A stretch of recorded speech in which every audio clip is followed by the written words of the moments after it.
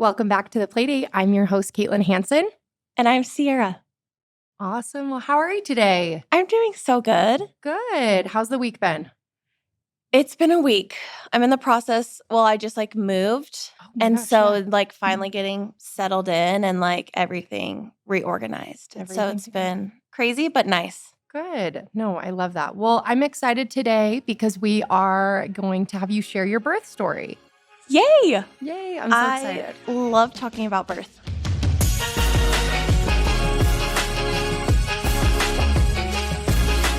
Let's dive on into it then. How old's your little boy?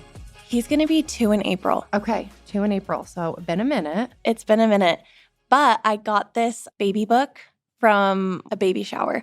And it has a place for you to write things about pregnancy, about your birth. So I did read the birth story that I wrote in there to freshen up because I was like, it's been a hot minute since I thought about it. I should have done that because I tuned out a bunch of my first birth was very traumatic, and I tuned that out and I didn't write it down. And now I'm forgetting some of the happy memories that I would have liked to. So that's so smart that you wrote that down. Yeah. I got a couple massages while I was pregnant, and my massage therapist was like, literally, as soon as you're able to, write it down because you will forget so much.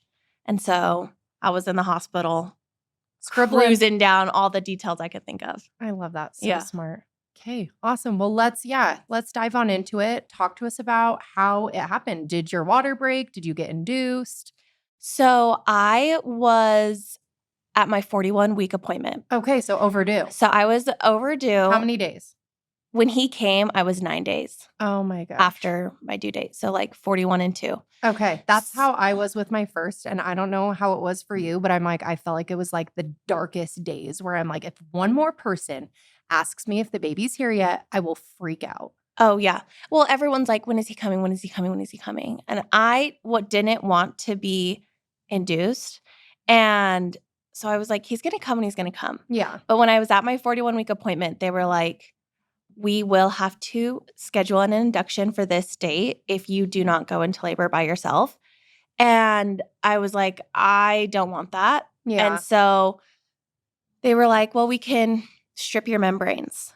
Ooh. And so I was like, yeah, okay, let's do that. So it's kind of like an induction, but not really, because if your body's not ready, it's still not going to go into labor. So there's people who have had their membrane stripped multiple times. I had mine done 3 times with my first. I don't know how you even survived. It was not good. No, because I had opted out of cervical checks my entire pregnancy. So this was the first time I was letting them touch me. Yeah. And I wanted to throw up. Oh, yeah. She's elbow deep. Yeah. And she's like, okay, there's pressure. And she's going at it. Just rooting around. And she's like, if you need a break, let me know. And I said, literally stop. And so she did. And then she's like, okay, do you want me to go one more time? Or do you want me just to pull out? And I said, get on out of there, reverse. Yeah. And then you're just bleeding, which is kind of traumatic. It's alarming. Yeah, she left the room and I just started crying, and my husband was like, are you okay? Should I have intervened? Should I have been let's not do it? And I was like, no, because I wanted that to happen so that I didn't have to be induced. Yes. So now we'll just wait and see. So we go home, and the next day I have to have a stress test because I was so past due that they're like, well, you have to have one and make sure everything's okay. So we went into the hospital. They did that. I passed. We went home, and I was like, I'll take a warm bath. Yeah. And then that's when the contractions started. And they were pretty frequent. So I was like, okay, I think I want to labor as much as I can at home because I know when I get to the hospital, maybe it's going to slow down. Who knows? So I labored at home for an hour, and then I was like, we need to get to the hospital. Yeah. And did you have any Braxton Hicks contractions before? No. Nothing. It just was boom. Yeah. So then I was like, is this what a contraction is? I don't know. Yeah. But I think it was. So we head to the hospital. In the hospital, I'm tearing my husband's head off. I'm drive faster. I'm literally going to die. And where did you deliver? I delivered at Altaview. Okay. So the Sandy, I think, Intermountain. So we get checked in. And my nurse, Christy, I love her. I want to send her a thank you gift every single day of her life because she was so amazing. So we get checked in and she asks us like, do you guys have a birth plan? Do you have a copy of it so I can like know what you want to do? And I said, absolutely. Here's a copy of it. Oh my gosh, so smart. And she was like, okay, great. I'll let you get changed, all this stuff. So when we checked in, she was like, do you want me to like give you an exam and see how dilated you are? And I was like, I guess so. We'll start out with that because I need to know like when I need to call my other people because in the birth room, I had my husband, my mom, and my 2 sisters. So my Amazing. husband was with me and I was like, I don't want them to like be here for 10 hours. So like, let's just see how close we are and they can come if they want. So I was 5 centimeters dilated. And I said, Oh, wow. incredible, amazing. You're halfway there. Yeah, I go into the bathroom, I get changed, and then I'm like, all right, let's get this going. So I labored majority on like a ball. Okay. And then they also at Altaview have a tub. So they filled up the tub for me.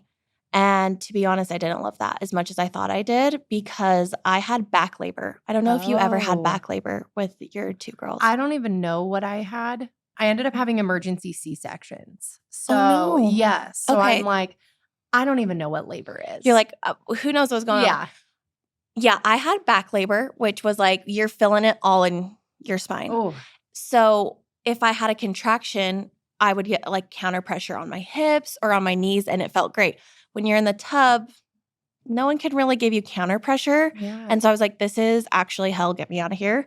So we went back to my room and I was laboring like on my hands and knees over the bed because I wanted to attempt an unmedicated birth. Okay, yeah. So I was like, this will be a great position.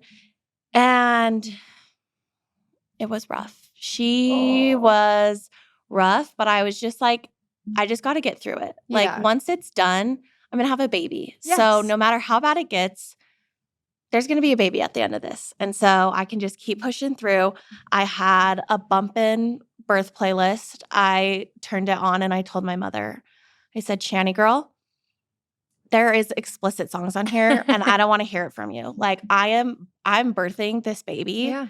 So we had some rap on there and Love it was it. honestly getting me through. Good. That's So what it you was gotta a do. party. Yeah. I think like a lot of the nurses thought I was going to put on some like ambiance, some like nature sounds. And if that's for you, I love that. But for me, I was like, no, I need the explicit rap and that's going to get me through this. And so we just kind of had a party and then it was time to start pushing. Again, I was like on my hands and knees and I was trying to get that baby out of me. I'm so impressed. People who are like, oh, I pushed like twice. I'm like, I want to know what your life is like because I swear I was pushing for hours. And and everyone's like, oh my gosh, he's so close. He's so close. I'm like, And this is all unmedicated. yes. Oh, wow. I'm like, you guys are lying to me. You've been saying he's so close for like 2 hours and it's not happening. I also had strep B. Ooh. So I had to get the 2 rounds of the antibiotics before they could even pop my water. And so that was just like, there's nothing they could do. Yeah. They're like, so sorry. Like we can't like try to speed this up because you have to get the full 2 rounds.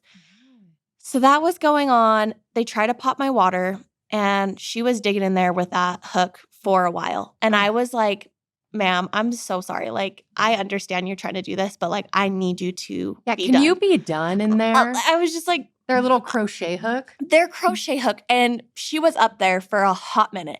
And I just like wasn't used to that feeling again because I had opted out of cervical checks. And so I'm like, Can I ask why? so I read this book. It's called Your Baby, Your Birth. And I also did a course called Pain-Free Birth. Okay. And it was kind of just like, it's not completely accurate. You could be dilated at a 4 for like 2 weeks before you give birth. Yeah. So it's like if they're going up there and they're like, you're a 4, I feel like you kind of get in your mind, you're like, oh, my baby's coming soon. Or like, you're a 0. And then it's kind of like defeating. Yeah. And so you're like, okay, cool. But that could all change within like an hour or 2. And it was kind of just like, it could possibly like disrupt your body's natural birth process of like if you're constantly having like interference. And so I opted out for that. And also I hate going to the gynecologist. Yeah. I hate anything Rightfully going so. up in there. And so I said, if I don't have to, I would just rather not. And Yeah. so it was just a very different feeling to having her trying to crochet hook break my water. Yeah. And unsuccessful multiple times. Oh. So it was rough. But then they finally broke my water, and that's when things kind of escalated. Okay. So I'm still laboring on my hands and knees. And they're like, he's stuck. We can't really get a heartbeat. We can't monitor it. So we just got to be kind of careful because we really don't know what's going on. And so they were like, why don't we try on your side? We'll flip you on your side, give you like a peanut ball and see if that helps. Yeah. And I actually hated that even more. And I was like, this is not it for me. Like, yeah. I don't think this is it Was for this me. like in a bed on a peanut ball or? Yes. Okay. On a bed, on my side, legs Okay. open, peanut ball in Okay. between. And my body just didn't like that. And they're like, why don't we try to flip you on your back? Like, I know that's not what you want, but like, Yeah. we kind of need to start to get them out. Why don't we flip you on your back and just see what happens? And at this point, I'd been pushing for hours because so my son was born on the 22nd. Okay. And my sister was like, oh my gosh, it's almost like you have a while till it's 2:22. Like, Yeah. imagine if he's born at 2:22. He was born 2 hours after that. So like the fact that I was like, okay, you guys said I was close around 2:22. Yeah. 2 hours after that, I'm still in labor. It's awesome. It's fine. So I flip to my back. My IV gets like ripped out, Oh. which And where did they so do your painful. IV? On my hand. I hate a hand IV. I'm just like, I'm so sorry. Like, I feel immobile. Yeah. And it also hurts. Yeah, I feel like it like burns way more than like in the elbow or even Yes. like on a wrist. I hate the wrist one too. I don't think I've ever had a wrist, but I that mean, doesn't 0 out of 10 sound. recommend. I just feel like the hand also, I'm like, there's not a lot of, it's like kind of bony. And I'm Yeah. just like, And I'm like, you got to use your hands. It's very unfortunate. Yeah. Yeah. So that gets ripped out and they were like, okay, grab your knees and try to push. I'm like so tired at this point. I can't even grab my legs. So they're like handing me my legs. I'm trying to push. And then he comes out. Oh my God. And I said, oh, amazing. Perfect. But unfortunately, I only got to hold him for like a minute. And they're like, okay, we're kind of worried about him. We got to take him over to the oxygen. Yeah. And I was like, okay. And so I tell my husband to go with him. Yeah. And I am like shaking. And I don't know if that's just like adrenaline. I also was like hemorrhaging pretty badly. So they had to start me on Pitocin, which was something, again, I didn't want in my birth Yeah. plan unless it was necessary. And they're like, it is necessary at this point. So I'm like shaking. I'm getting stitched up.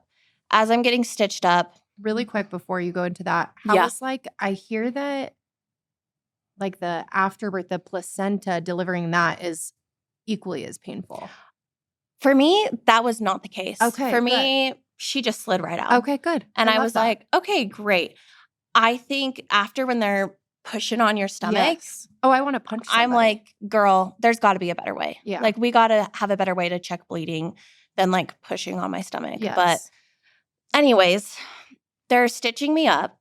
And my midwife, which I loved my labor and delivery nurse, Mhm. my midwife, it's on site. Like, if I see her Yeah. on the street, I'm like, you ruined my life. But anyways, Yeah. she was not great, which was unfortunate. But she's like, oh, so you tore like a 2-degree tear like on the inside. And then she's like, and then I gave you an episiotomy. So she had cut me and didn't even tell me Oh my God. until she was stitching me up. And Oh I my said, gosh. ma'am, That doesn't seem right. that does not seem right. And I was like, if in the moment it was such a dire thing that she was like, I need to cut you, Yeah. I would have said, do it then. Like, yeah. I would have been like, I trust your expertise. Like, at this point, I've been Right. pushing forever. Like, if I need to get one, snip me By all up. means. But to not say anything until she was stitching me up, I was like, okay, cool. Yeah, we're not friends anymore. Yeah, we're not friends. Mm-mm. So she stitches me up and I'm still just like quaking in my boots. And my mom has to leave the room. She leaves and my husband's gone. So my sisters are kind of like, oh, like, are you doing okay? Can Yeah. we get you anything? And my mom was like, she's a birth queen. Like, I don't think there's a person in our family whose birth she hasn't gone to. Oh. And she's like, I've never like seen anyone in like the state you were after. Like she was like, I thought I was going to be sick. So that's why she had to leave. And I was like, I Oh didn't think my it was like that gosh. serious. Yeah. But she unfortunately had to step out for a minute. And then my husband was with my son. Mm-hmm. And so my sisters were kind of there keeping me company. And then they're like, hey, we actually need to take your son to like get oxygen or something, but you can hold him for a little bit before he leaves. So then this is like the time where we kind of got to do a little bit more like skin on skin, chest to chest. And I just was like sobbing. I was like, this little boy just came out of me. Like, this is my actual child. This is wild. And then they took him and then they returned 10 minutes later. And like, actually, his levels improved. Oh, good. And I said, great. I said, I think he probably just wanted me. Yeah. So, yeah. So we had a birth plan. And I would say most of it didn't come to fruition. Yeah. But at least we were prepared. And it was still a great experience. Yeah. Yeah. How long did you stay in the hospital after? Were you like, I want to get out of here? We stayed, I think it's like 2 days with your first. Yeah. And then the night before we were supposed to leave, they like they checked his like bilirubin levels and like, it's kind of low. So he's got to be under the lights. Yeah. And so we weren't sure if we were going to be able to go home. And then they were like, okay, it's improved just enough so you guys could go home. So we were able to leave like after like 2.5 days because I delivered like very early morning Friday. Okay. And we left like Sunday evening. Gotcha. Okay. So not too bad. Not too bad. What things from this birth would you change? Like, what about your birth plan would you change, if any? I don't know. I think this could be a controversial thing. I want to try to do a birth center. Okay. Like fully work with like one midwife because at Altaview, they have 5 like nurse midwives. Okay. So it's like whoever's on call is who shows up. So the midwife I have, I had met her once.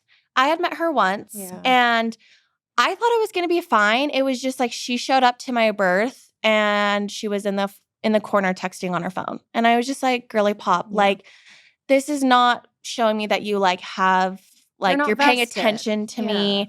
And like I needed counter pressure so hard. Like my mother was in a full plank pushing on my hips. And I was like, you need to put more into it. And she's like, I'm putting my entire body weight on you. And I was like, okay. So my midwife comes over and takes over for like a second. And she's like barely touching me.